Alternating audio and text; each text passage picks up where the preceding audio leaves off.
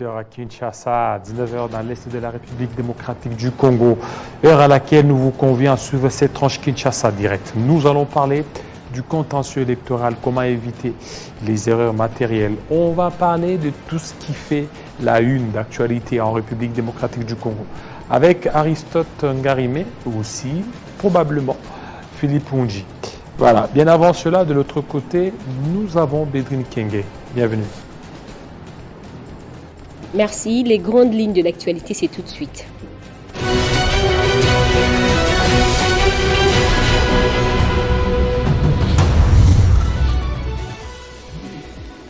Après les actes de vandalisme dont a été victime la Fondation Musée Laurent Désiré Kabila, perpétrés par certains éléments de sécurité, dans le même dossier, l'ancienne députée nationale, Jeannette Kabila, sœur jumelle de l'ancien président de la République, Joseph Kabila, a été invitée pour des raisons de renseignement à la DEMIAP, ce que plusieurs cadres et proches du sénateur Avid dénoncent et demandent à la cessation de tout acharnement contre la famille Kabila.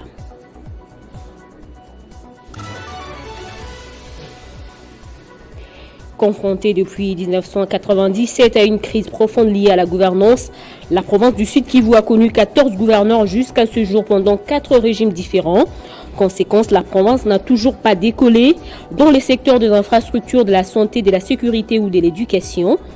L'Association pour la défense des intérêts du Kivu Bukavu Adib, malgré les tentatives qui n'ont pas encore porté de fruits, à la veille des élections des gouverneurs et sénateurs, s'est réunie encore, question d'actualiser le profil d'un bon dirigeant pour la province du Sud Kivu, un profil à présenter aux autorités et aux élus provinciaux pour opérer un choix judicieux.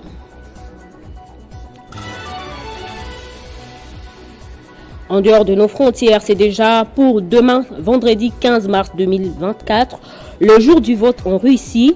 Les Russes vont devoir aller aux urnes pour élire leur président de la République. Dans la foulée, sans doute, l'actuel président russe, Vladimir Poutine, devrait être réélu pour un nouveau mandat. Ces titres et bien d'autres seront développés dans l'édition du soir avec Arlette Boutella. Dans un instant, Kinshasa Direct se poursuit avec Jean-David Kilolo. Retrouvez toute l'actualité en continu sur www.tele50.cd. Voilà, merci. Le rendez-vous est pris dans moins d'une heure avec Arlette Boutella. Tout de suite, Aristote Ngarimé.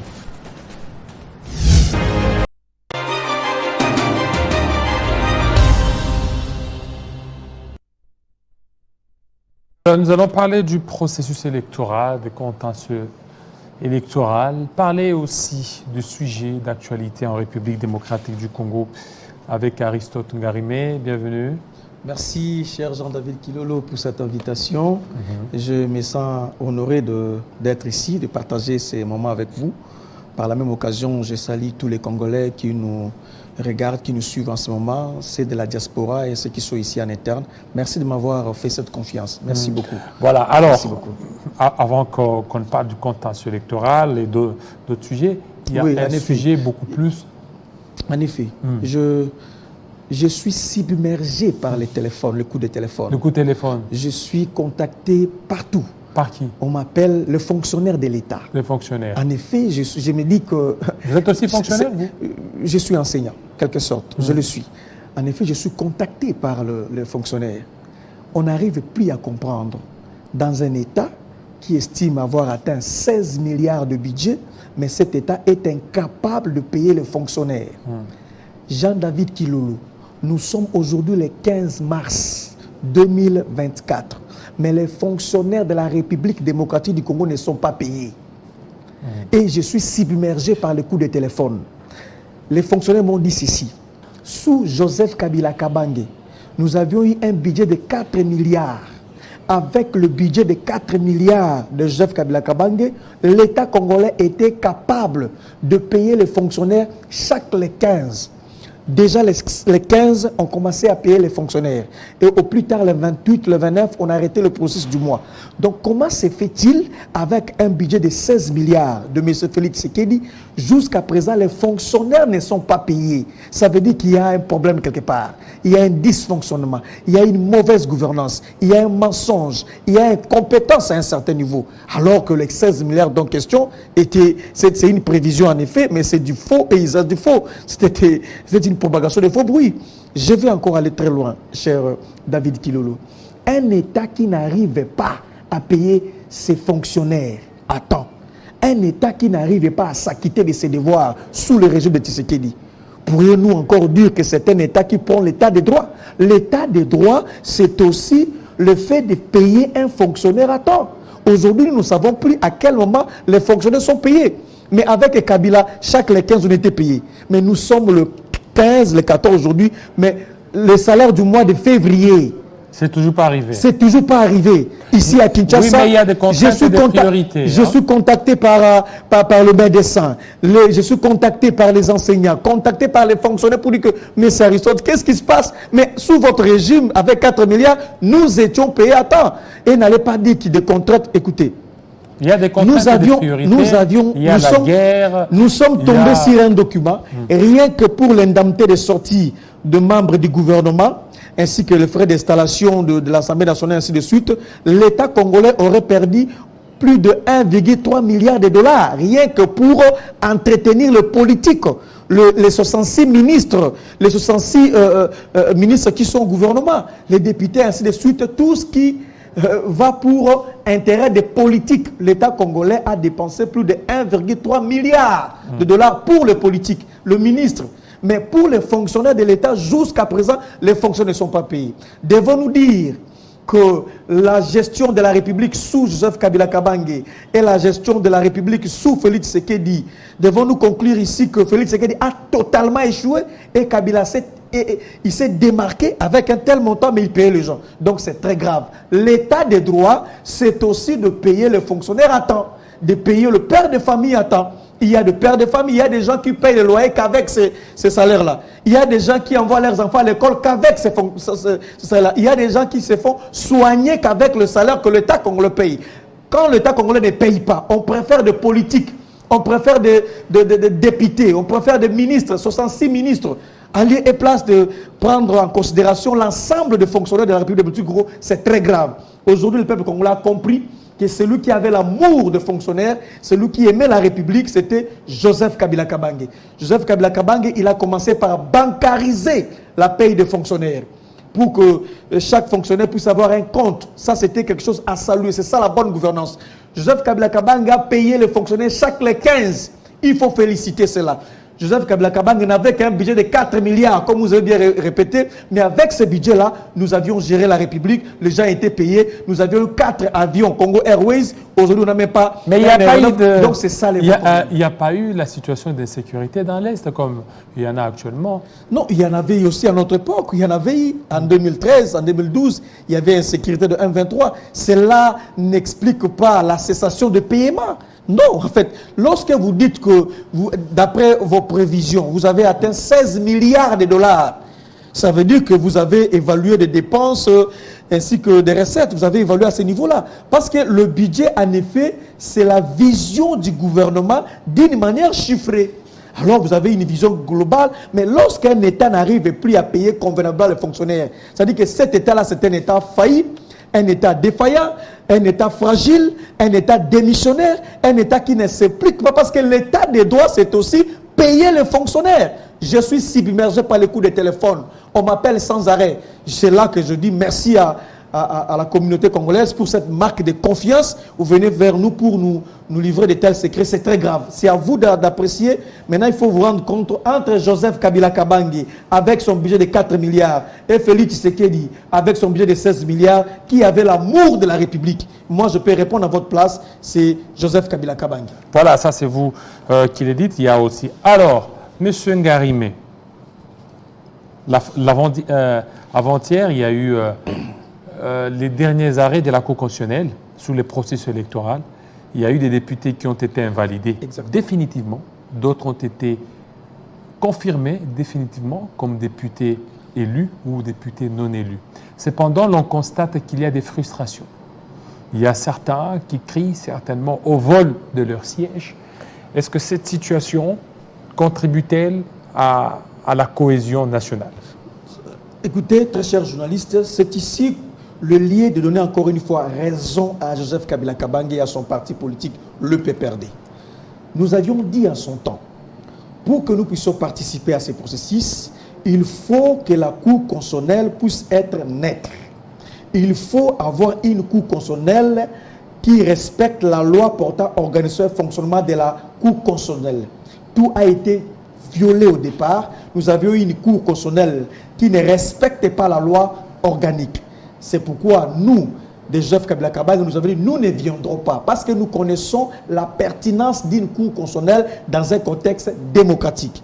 Et aujourd'hui, on nous donne raison.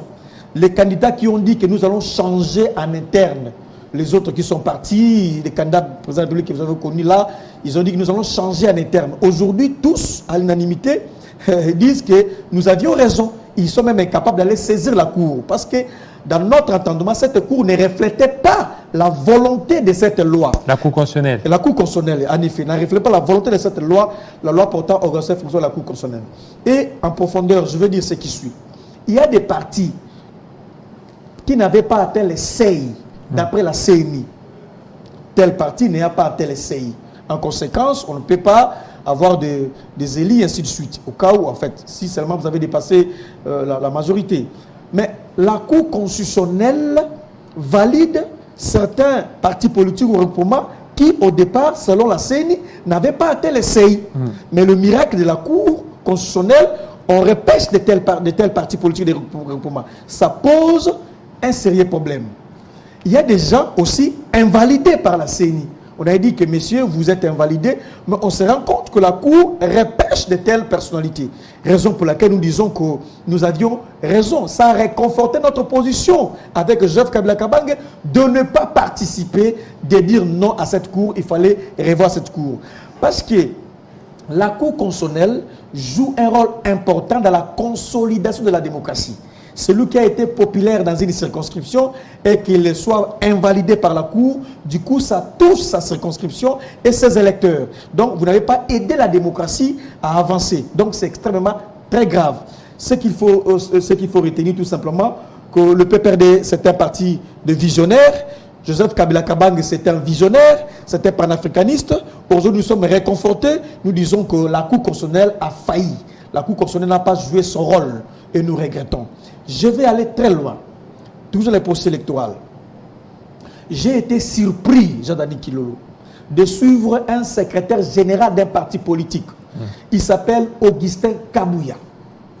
Il tient un discours séparatiste, un discours dangereux. Mais il a dit la vérité. Parlant, écoutez, quelle vérité? Mais c'est la vérité. Il rappelle la responsabilité de chacun. Vous êtes un responsable politique. Et vous voulez même devenir un premier ministre, soit informateur. Il y a des discours à il est informateur. Il y a des discours à ne pas tenir. Savez-vous qu'au Katanga, il y a des députés nationaux kassaïens qui sont élus au Katanga. Et ces députés nationaux kassaïens élus du Katanga ont droit au chapitre, ils ont droit de dire un mot sur la circonscription électorale de Katanga. Mais Augustin Kabouya pense à rire. Il hausse le ton pour parler des Kassaïens, des Katangais, dans un contexte que nous connaissons depuis Belle Lurette. Rappelez-vous de ce qui s'est passé sous Kim Wakumanza. Oui, mais parce que pour le moment, Monsieur Aristote, pour le moment, si vous regardez dans la configuration actuelle, dans toutes nos provinces, c'est difficile que vous voyez dans une province, vous trouvez à la tête de cette province les non-originaires. Lorsque vous allez au Bas-Congo, vous n'allez pas trouver un Moulouba dans le gouvernement. Lorsque vous allez au Kasaï, vous n'allez pas trouver un Katangais dans le gouvernement. Pourquoi c'est seulement au Katanga? Là, vous allez retrouver il faut faire la différence tout de suite entre un mandat nominatif et un mandat électif. Une fonction élective et une fonction nominative. Il faut faire tout de suite une différence. Lorsque on élit un député kassaïen au Katanga, ça veut dire que cette personne Kassaïen ou non Kassaïen, il s'est enraciné. Il porte l'espoir de cette circonscription. Alors que la Constitution n'est pas violée à ce niveau-là. Allez-y faire des recherches. Il y a des Kassaïens qui sont élus députés au Katanga. Alors, vous ne pouvez pas, vous, responsable d'un parti politique, parti présidentiel, commencer à inoculer, à tenir de tels discours séparatistes. Est-ce que dans ce contexte actuel, savez-vous que Ngoïmou Londa a fait la prison pour de tels discours? Quand vous êtes élu, lorsqu'il s'agit d'un mandat électif, on ne tient plus ce genre de discours. Il faut que le peuple s'exprime. C'est ça justement. Et nous condamnons avec la dernière énergie. Est-ce que dans le contexte, c'est un problème de contexte, Monsieur Ngarimé. Regardez le contexte actuel. Ne donnez-vous pas raison à Kabouya si aujourd'hui, à la tête de la province du Kasaï, plutôt à la tête de la province du Katanga, vous avez un Kassaïen? Est-ce qu'il sera accepté? D'abord, posez-vous la question, comment est-il devenu gouverneur? Est-ce que c'était une nomination ou une élection? Mais avec ce qui se passe aujourd'hui, où vous avez par exemple l'union sacrée dans le présidium, regardez aujourd'hui, avec l'union sacrée au niveau du présidium, l'union sacrée dit, bon, nous prenons monsieur, je donne un exemple, je ne dis pas, monsieur Chiboisbois, celui-là qui sera gouverneur au niveau du Kasaï. Ça, c'est le choix du présidium de l'union sacrée. Et arrivé là-bas, est-ce qu'il sera accepté? Parce qu'il y a un problème d'acceptation. Ça ne se passe pas ainsi. Ça, c'est une autre manière de voir les choses. Vous voyez, on a les dangers du discours tenu par Augustin Kabouya. Après avoir tenu ce discours-là, comment est-ce qu'on doit traiter les Kassaïens vivant au Katanga? Parce qu'on les a fait comprendre à travers... Ce sont des immigrés. Voilà. D'abord, ça ne se dit pas immigrés. Il a dit ce sont des immigrés. Dans votre pays. Ça ne se dit pas. En latin, migrare. Ça dit que immigré. Ça dit que quelqu'un qui quitte son pays pour aller dans un état étranger pour y vivre. Donc, Kabouya a dit immigré. Donc, quand quelqu'un quitte le Kasaï pour venir au Katanga, c'était immigré. Et ça passe comme ça, immigré. Donc, le problème, c'est lequel? Maintenant, quelle est la conception des Katangais par rapport à ces discours? Est-ce que les Kassaïens vivant au Katanga vont apprécier ça? Parce que leur responsable numéro 1 a fait comprendre que vous n'êtes pas chez vous, vous ne devez pas vous imposer, vous ne devez pas avoir droit au chapitre. C'est un discours dangereux. Un responsable ne peut pas dire ça. C'est un discours qui a conduit Ngoïmou Londa en prison. Ce qu'il faut faire, il faut être sage. Mais Ngoïmou Londa, c'était un discours subversif. D'ailleurs, je crois que c'est ici le moment d'interdire à Augustin Kabouya de faire des sorties médiatiques parce que c'est des scandales à scandales. Non, mais ça, c'est leur parti. Ça, c'est une organisation interne. C'est un discours dangereux parce que Augustin Kabouya est du pouvoir en place et secrétaire général, on n'a fait pas un problème. Si c'était quelqu'un du PPRD comme moi, Aristote Ngarimé, ou soit comme Jimmy Kitenge, Jocelyn Tuben, on allait en faire un problème. Nous condamnons cet esprit séparatiste. On est Congolais, tout court. On peut vivre, circuler un peu partout. Surtout que le mandat est électif. Le mandat n'est pas nominatif. Là, il faut beaucoup plus de prudence. Mais pourquoi vous êtes beaucoup plus tolérant? En plus, chez moi, d'abord, dans les Bazoulé, on a réussi à avoir un sénateur kassaïen chez moi. Un sénateur a été élu chez moi en 2018, kassaïen. Donc, c'est connu. Ce qui revient à dire, quand on est responsable politique, il faut regarder tout le paramètre pour arriver là. Et c'est très grave. Et c'est ça, Kabouya. C'est comme ça. C'est ça, Kabouya. Il dit immigré. Il dit que vous, les immigrés. Donc, quelqu'un qui quitte Kasaï pour venir au Katanga, il est immigré. Donc, c'est une honte. Quand je vous ai dit ici, la nomination d'Augustin Kabouya était une insulte. Vous n'avez pas crié. Et aujourd'hui, il revient avec un propos très dangereux. Un propos très dangereux, aller et place de condamner, personne n'en parle. Ce qui est plus important aujourd'hui, nous voulons la paix, nous voulons la cohésion sociale entre le peuple, raison pour laquelle nous sommes contre le discours tenu par le secrétaire général de l'UDPS. Oui, bon, le problème c'est quoi? Vous devez certainement cultiver cette compréhension aussi, parce que vous êtes beaucoup plus tolérant lorsqu'il s'agit du Kasaï ainsi que de Katanga, alors que dans d'autres provinces, vous êtes là, vous n'allez pas accepter qu'il y ait à la tête du Bas-Congo, la province du Bas-Congo, un non-originaire. C'est-à-dire qu'à la tête de la province, au niveau des sénateurs, on peut comprendre. Il ne faut pas au niveau des sénateurs, il ne faut pas opposer le DPEP. Est-ce que ça c'est opposé ou bien est-ce que c'est les opposés ou bien c'est de leur dire de prendre la manière dont Augustin responsabilité? Kabouya a présenté cette situation, c'est très grave. c'est comme si les Kassaïens ne seront plus le bienvenu au Katanga. Est-ce que lui, il a parlé qu'ils ne sont pas les bienvenus, mais c'est au il, niveau de la gestion. Il m'a dit que vous êtes des immigrés. Non. C'est un mot que je conteste. Non, il a parlé de votre chefferie. Il a parlé de la gestion. Ça ne se dit pas. De la gestion. Sous d'autres cieux, ça ne se dit pas. C'est condamnable, cher monsieur. Il y a des conséquences incalculables dans la société. Si à condamner, ce n'est pas discuter. Quand on est responsable politique, il y a des mots qu'il faut choisir pour en fait créer la cohésion. Il pouvait dire autrement, argumenter autrement, pour dire que le consensus s'est dégagé autour de X. Mais il va pour dire, vous les Kassaïens, vous... C'est ça, connaissant l'histoire politique du Katanga, un tel discours, ça ne peut pas passer et ça sort de la bouche d'un responsable politique. Nous pensons que ce n'est pas sérieux. Voilà, merci. Alors, on parle maintenant du contentieux électoral. Justement, ce que je disais. On parle maintenant du contentieux électoral. Ce que je disais, nous avions raison de dire non à la Cour constitutionnelle.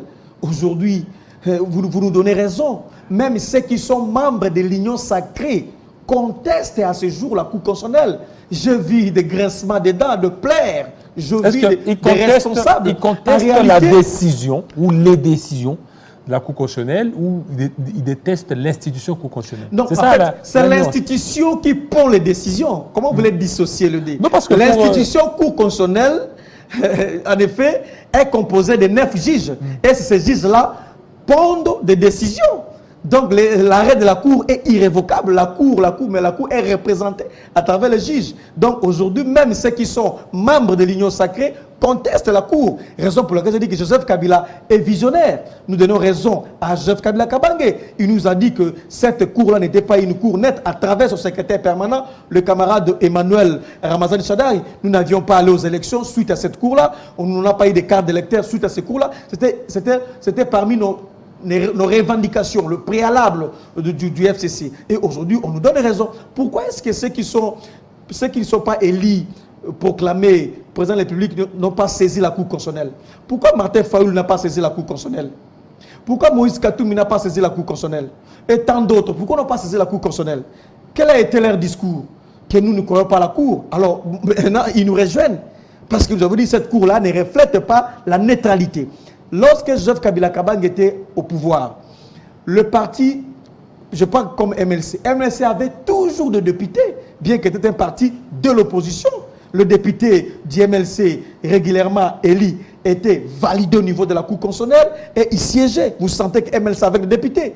Et d'autres partis politiques, même IDPS, avaient des députés. Mais aujourd'hui, ce qui n'est pas le cas. On s'est rendu compte qu'on a conforté la position de l'IDPS. Aujourd'hui, l'IDPS a eu beaucoup plus de députés que d'autres. En tout cas, ça ne nous regarde pas, étant donné que nous n'avions pas accepté de participer. Ça ne vous regarde pas, mais vous êtes congolais. Je suis congolais, je suis un acteur politique. Vous avez le droit aussi de je suis un acteur politique. De pouvoir émettre un avis. Ça ne favorise pas la cohésion nationale. Le plus important aujourd'hui, cher David Kilolo, c'est la cohésion nationale pour dire non à l'ennemi, parce que l'Est de notre pays est en insécurité. La ville de Sake est en insécurité. Ça fait plus de 600 jours que Bunagana est entre les mains de l'ennemi. Ce qu'il faut maintenant une cohésion en interne. Il faut qu'il y ait les sentiments nationaux, l'unité nationale pour en effet dire non à l'ennemi. Ce qui est plus important est non des actions ciblées, des arrestations, des convocations, des invitations de gauche et de droite, alors que nous voulons... Oui, mais ils disent qu'il y a des infiltrations, il y a des infiltrés presque partout. Alors ce qui fait que cette guerre est loin de terminer. Mais si tel est le cas, qu'on puisse en effet dénicher les infiltrés, les arrêter, les déférer devant la justice, et la finalité de tout, c'est de gagner la guerre. Il ne suffit pas de cacher l'insuccès, l'incompétence, la mauvaise gouvernance à travers l'infiltration, alors que vous avez tous les moyens possibles de l'État pour en effet instaurer l'autorité de l'État. C'est très grave, même ici à Kinshasa.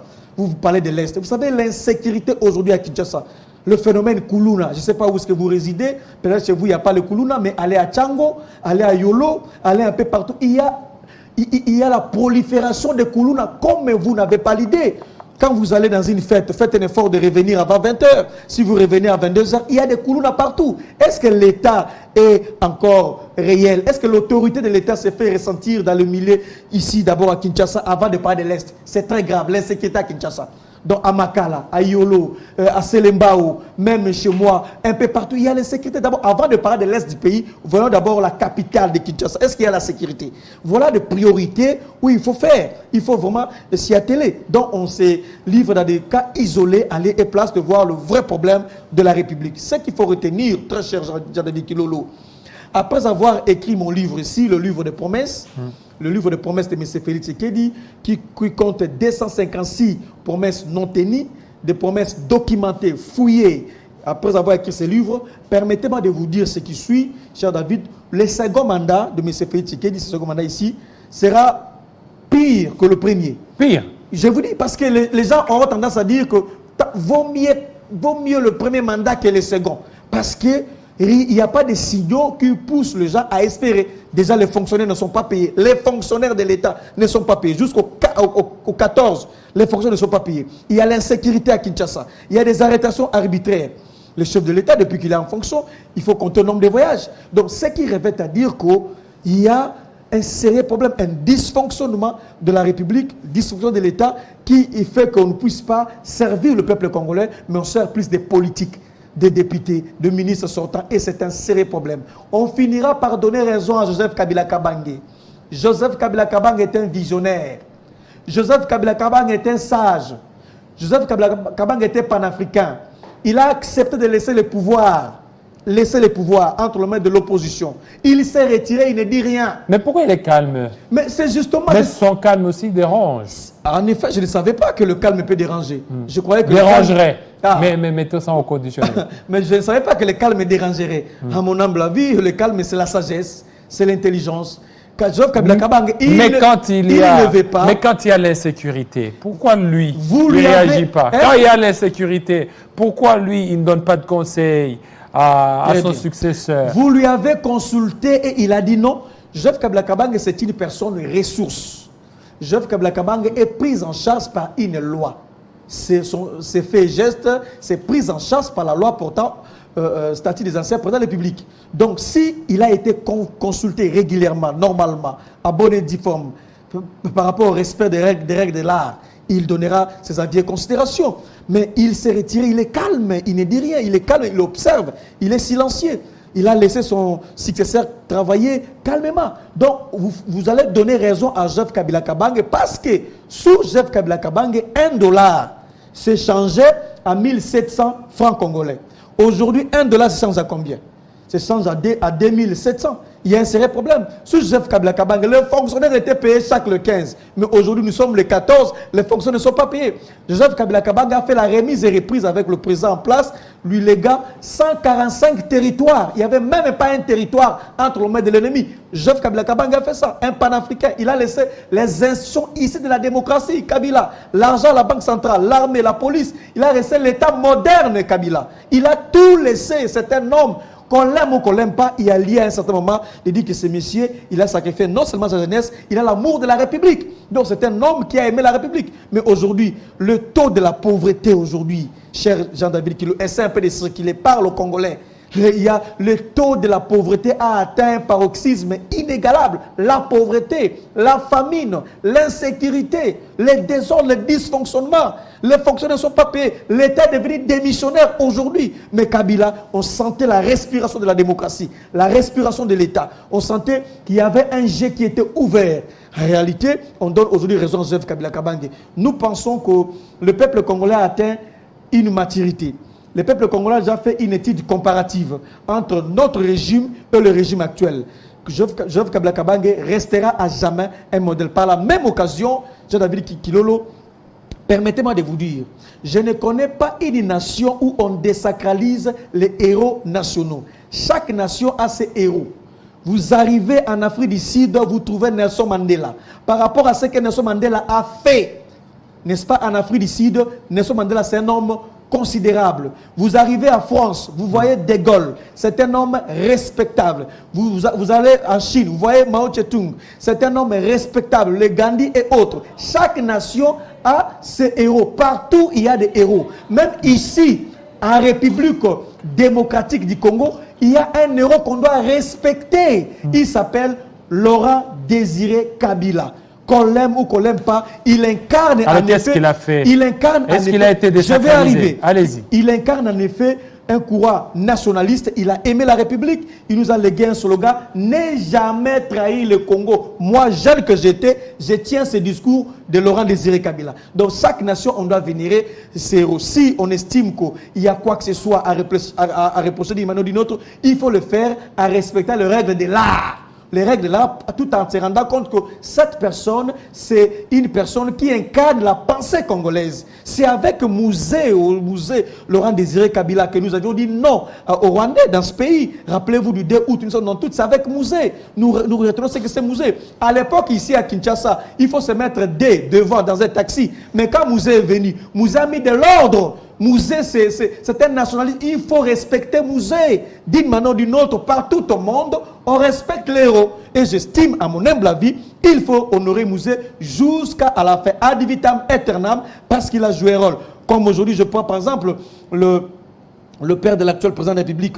Il a fait un parcours élogieux au niveau de l'opposition.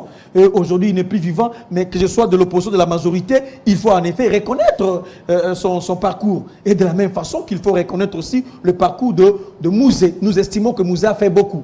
Donc, c'est ce que je voulais un peu ajouter. Alors maintenant, c'est quoi? Parce que quand vous dites ça, c'est comme s'il y a un Le problème. problème est que- Est-ce que Musée a été désacralisé? Le problème est que j'étais en train de parler d'une manière générale de ce que représente un héros partout au monde. Ok.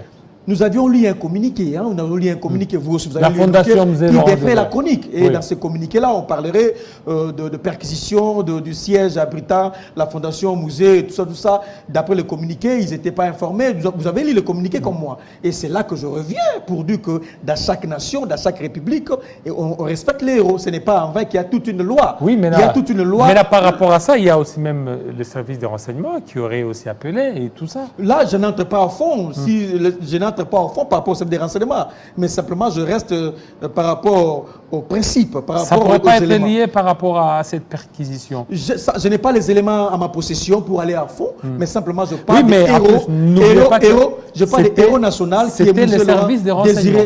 Musée Laurent Désiré Kabila. C'est la raison pour laquelle nous voulons, nous serons heureux d'avoir la suite de ces processus. Qu'est-ce qui a été fait, qu'est-ce qui a été trouvé, qu'on puisse savoir, mais il faut respecter que Musée, il faut reconnaître, il faut admettre que Musée mérite un grand respect pour la nation congolaise. Parce que vous parlez des musées, vous parlez de Joseph Kabila Kabange. Dernièrement, on a suivi qu'il y avait un protocole d'accord entre la République démocratique du Congo et la Russie. Et tout d'un coup, il y a eu un démenti du gouvernement. Pour le gouvernement, c'est que cet accord a été signé sous Musée Laurent Désiré Kabila. Est-ce que c'est la peur du gouvernement ou bien c'est juste question de pouvoir ressusciter cet accord, cet ancien accord sous Musée Laurent Désiré Kabila? Cet accord a vu le jour en 1999. 99. Effectivement, sous Musée Laurent Musée Désiré. Laurent Désiré Kabila. L'accord entre la Russie et la RDC portant coopération militaire, ainsi de suite. Depuis 1999, on n'a jamais fait allusion de cet accord. Et c'est aujourd'hui que la Russie a levé l'option de traiter cela dans le Parlement qu'on appelle Douma, de traiter cet accord, cette question. Ma question est celle-ci. Pourquoi seulement maintenant qu'on a traité? Certainement, il y a échange. Il y a eu pour parler. Parce que la Russie ne peut pas lever l'option de commencer à traiter cette question sans pour autant, en effet, qu'il puisse échanger avec le gouvernement congolais. Parce que l'accord existe depuis 1999. D'abord de 1. Et de 2. Un État souverain est libre de diversifier ses contacts, Ses partenaires. ses partenaires. C'est dans la diplomatie multilatérale. Je peux être avec vous, avec X ou Y. C'est à vous de s'assumer, de lever l'option. C'est à notre gouvernement de lever l'option de savoir est-ce que nous devons diversifier notre diplomatie ou si nous devons rester figés avec l'Occident, notamment la Russie, les États-Unis ou la France. Donc tout tourne autour de la vision que l'on se fait de l'État. Si notre gouvernement a décliné la responsabilité, moi je dis que ça n'a pas de sens. Le gouvernement a subi quelle pression pour arriver à pondre ce communiqué, alors que l'État congolais c'est un État souverain qui peut diversifier. Musée était un visionnaire. Musée est arrivé au pouvoir, cher ami. Musée ne s'est pas rendu auprès des FMI pour chercher l'argent, s'endetter, ensuite. Non, Musée n'a pas fait ça. Musée, avec le fonds interne, Musée payait le militaire sur fonds propres, il paye les militaires. Mouzé a créé ce qu'on appelle la personnalité de l'homme d'État. On respectait le Congo. Mouzé est allé vers la Chine. Mouzé est allé vers la Russie. Mouzé avait en effet la vision de rendre un Congo un État fort et puissant.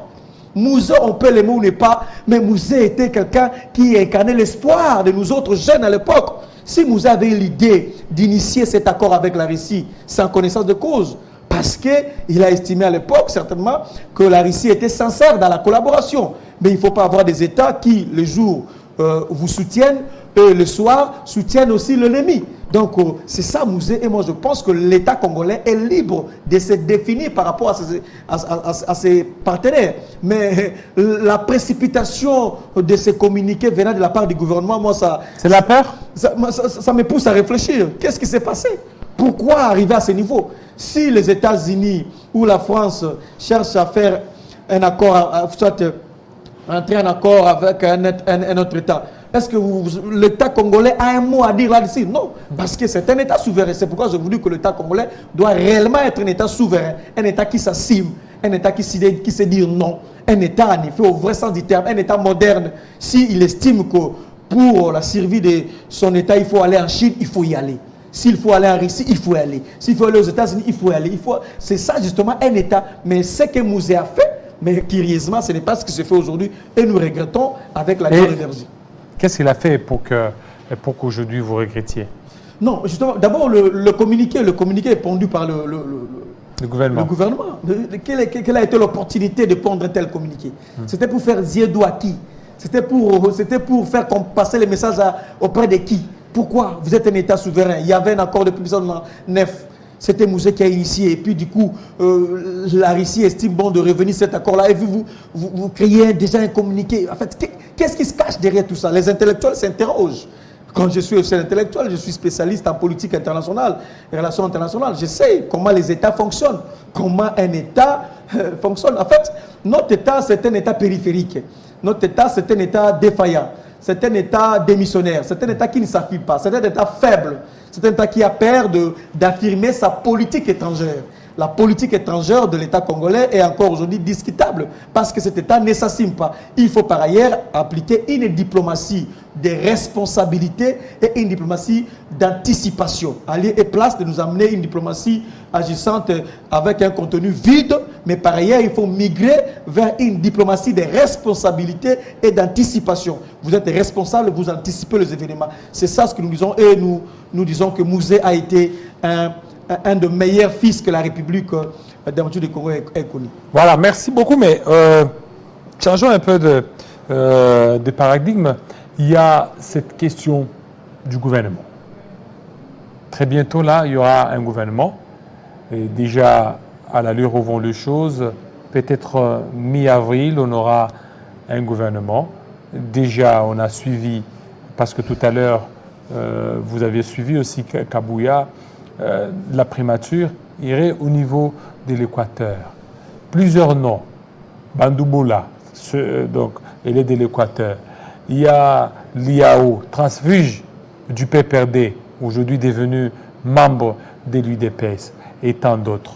Est-ce que vous voyez que les choses peuvent certainement aller dans un sens positif qui fera ce que le peuple congolais puisse se retrouver? Écoutez, d'abord, j'éprouve un grand souci par rapport à ce régime. Vous savez, le régime actuel, en fait le gouvernement actuel comptait 66 ministres.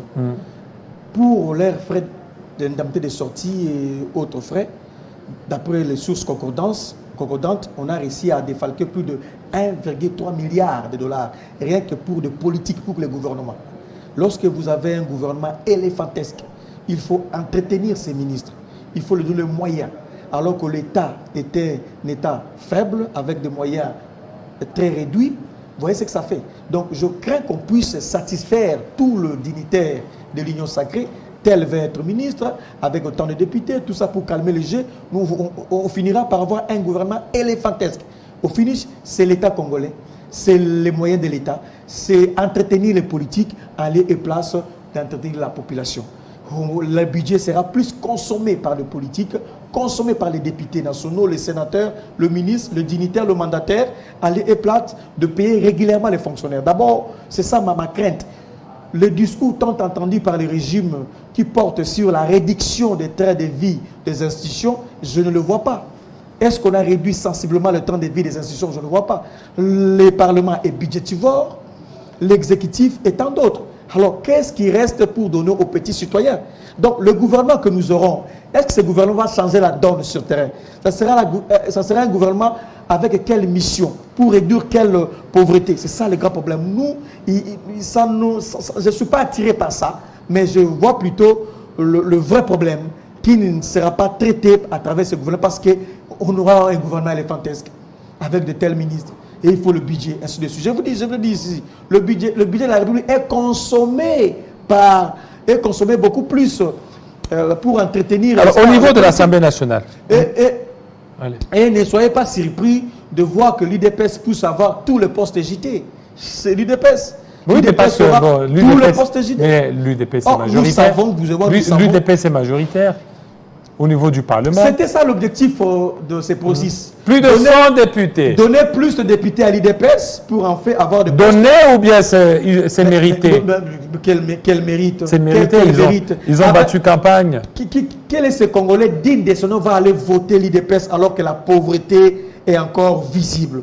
La pauvreté, l'insécurité. L'UDPS à travers ce régime, l'UDPS a résolu quel problème de la population? Quel est le problème qui a été résolu définitivement pour faire confiance à l'UDPS? Je n'y vois pas.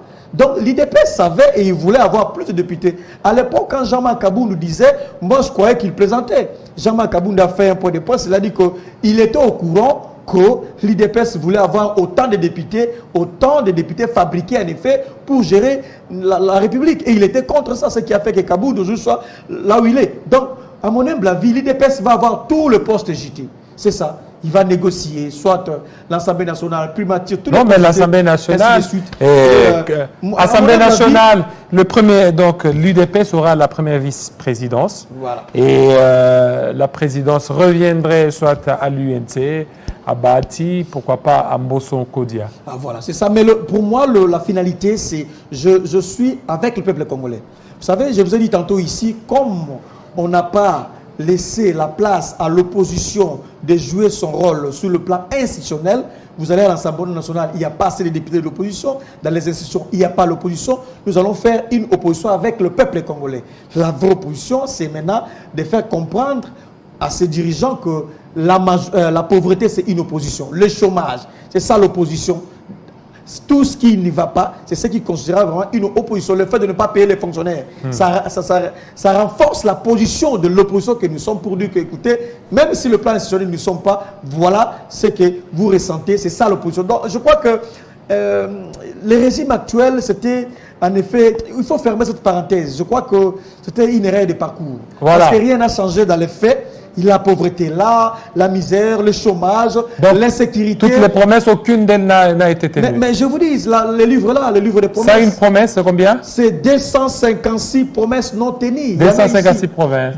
256 promesses non tenues. Je prépare déjà le deuxième tome. Ça, c'est tome 1, tome 2. Alors, c'est quoi l'objectif de ça? L'objectif, c'est d'éveiller le peuple congolais. C'est de faire comprendre le peuple congolais ceux qui nous dirigent promettent.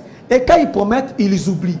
Lorsqu'ils oublient, ils pensent que nous aussi nous avons oublié. Non, on n'a pas oublié. Vous avez promis, nous avions récolté vos promesses. C'est vendu, les gens achètent. Le livre est vendu, je vous dis que le livre est vendu comme le petit pain. Ça. Je vous dis, ce livre est vendu comme le petit pain.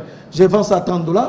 Et c'est vendu. Et les gens achètent ça. Je vous dis comme pas possible, la diaspora. J'envoie de... Et même le gouvernement... Même les conseils de Félix Sekedi achètent ce livre. Les conseils. D'ailleurs, le travail ici, c'est le travail de ses conseillers. Mais moi, je fais ça. Recenser les promesses. Donc, même les conseils de M. Félix Sekedi achètent ce livre. Les livres se vendent comme un petit pain. Donc, plus de 256 promesses non tenues, documentées, fouillées, avec des dates. Il y a également la rédaction de deuxième tome, tome 2, qui en résume son second mandat pour dire que nous avions eu un régime qui n'a fait que promettre. Joseph Kabila Kabange était pragmatique. Joseph Kabila Kabange a fait de cet État un État moderne, un État responsable, un État où il y avait des institutions ici de la démocratie, il y avait l'armée, la police, les fonctionnaires étaient payés chaque les 15, nous avions connu une avancée considérable avec Joseph Kabila Kabange. Mais curieusement, le régime, ceux qui sont venus avec Joseph Kabila Kabange, voilà l'héritage, il n'y a que des promesses. Merci beaucoup Aristote Ngarimé. Avec vous, on a épuisé presque l'essentiel de l'actualité en République démocratique du Congo. Notre deuxième invité serait pris dans les embouteillages. Alors, allez-y comprendre, ceux qui connaissent la ville de Kinshasa, il y a beaucoup d'embouteillages, sûrement. Alors, il s'en est excusé. Ça n'est fini, fidèles téléspectateurs. La grande édition, Arlette Boutella, 20h dans l'est de la RDC, 19h à Kinshasa. Portez-vous très bien, à très bientôt.